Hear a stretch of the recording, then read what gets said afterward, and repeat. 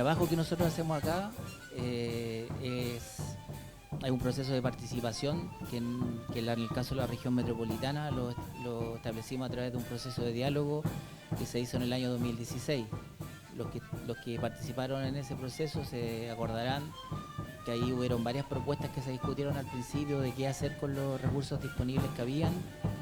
Habían ideas que se confrontaron, porque de eso se trata el diálogo, hasta que finalmente se confluyó en la idea de generar una sola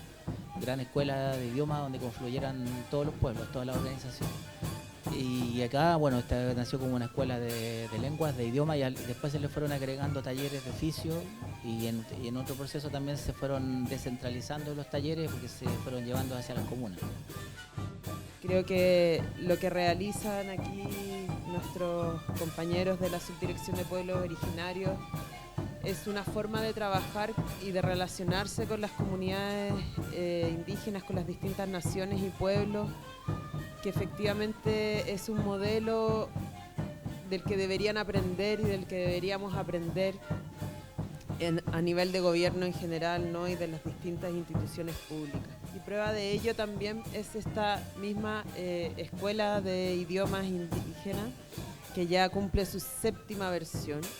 y que ha sido un proceso, todo lo que ha pasado aquí, tanto con la Subdirección de Pueblos Originarios como con esta misma escuela, responde a un proceso participativo que ha sido co-construido con las mismas comunidades, con las organizaciones, donde la misma subdirección surgió, ¿no?, de esta consulta indígena, de un proceso en el que son las comunidades las que exigen y solicitan la creación de esta unidad. Luego todos los planes, programas, iniciativas que realiza esta subdirección también son consensuados de forma participativa, con el diálogo, como mencionaba José, un diálogo que muchas veces no es fácil, pero que es necesario y es fundamental y es la única forma de avanzar en estos temas.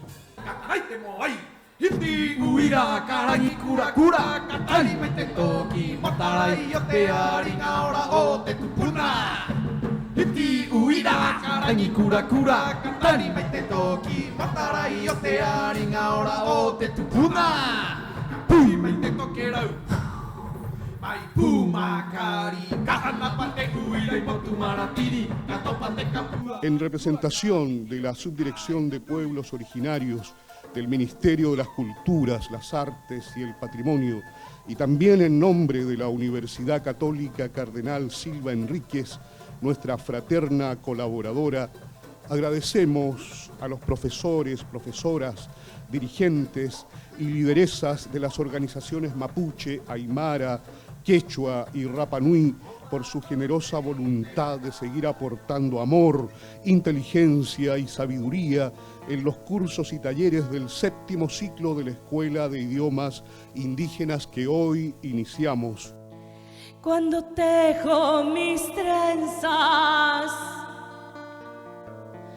se ilumina mi buen pensamiento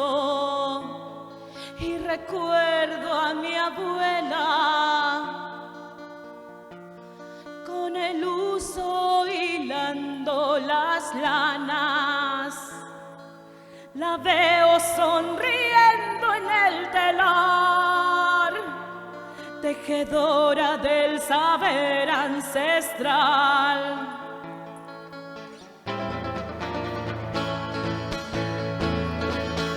Pensando ya son 7 años, la verdad que son mucho más, pero de una fraternidad, una amistad, que en principio era una